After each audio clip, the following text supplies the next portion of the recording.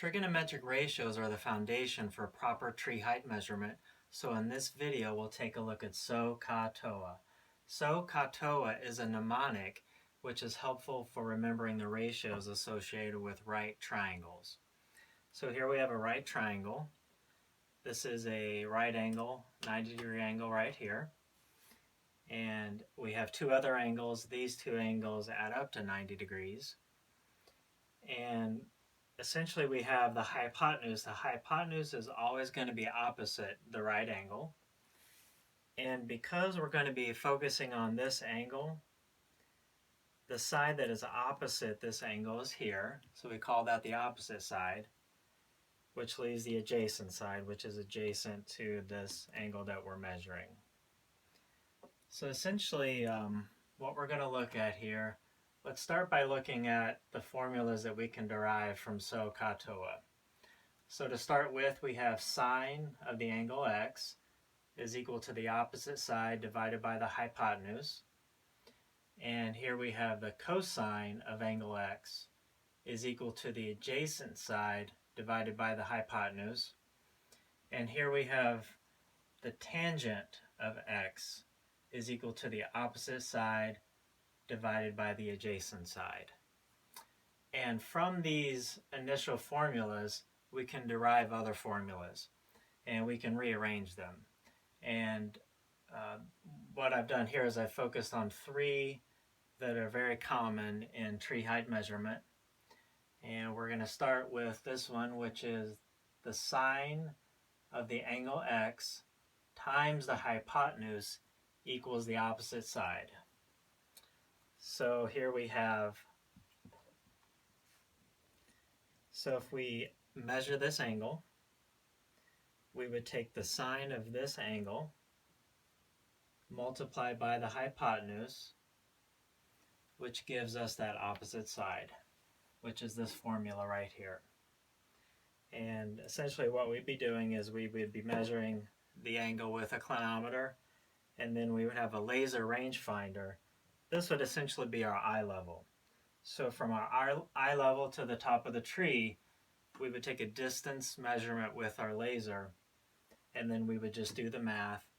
And what we would find is the height of this opposite side, essentially the vertical separation from our eye level all the way to the top of the tree.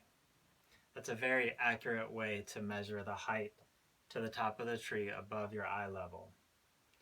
Next, we're going to look at another way of utilizing this angle, except now we're going to take the tangent of that angle.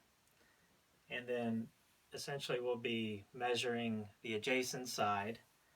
This is pretty typical with tangent-based height measurement. So we measure the angle with a clinometer. Typically we would be measuring this adjacent side with a measuring tape. So we would measure it from this point, and we would go all the way to the point below the top of the tree, the point that's at our eye level, directly below the top of the tree.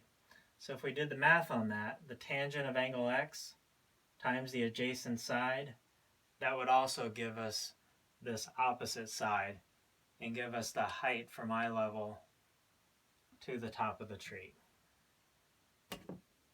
Now let's go ahead and flip the triangle. Okay. All right, so we're still focusing on measuring this angle. So for example, let's say that we had the top of the crown of the tree was above us at this point, and we had positioned ourselves directly below the edge of the crown, and we were curious to find out what the horizontal separation was from our eye level to, in this case, this is essentially the base of the tree. So what we need to know is we need to know this side. We need to know the horizontal distance from our eye level to the base of the tree. And in this case, we're going to use cosine. So again, at this point, we're actually measuring down, we're measuring an angle. And then we'll also be measuring the hypotenuse. So in this case, we would go ahead and take the cosine of the angle, and we will multiply that by the hypotenuse. And we can measure this, we can measure it directly with a laser, or we could also stretch a measuring tape out really straight, and we could also measure that with a measuring tape. So if we take the cosine of our angle multiplied by the hypotenuse, this gives us the adjacent side. Again, that would be the horizontal separation from our eye level to the base of the tree. So essentially what we've done is we've kind of covered what I would consider to be the three most common rearrangements of these initial formulas for tree height measurement. It's very important to start to get comfortable with these. There's a lot of different applications for them, and we'll look at some different examples with different models in future videos.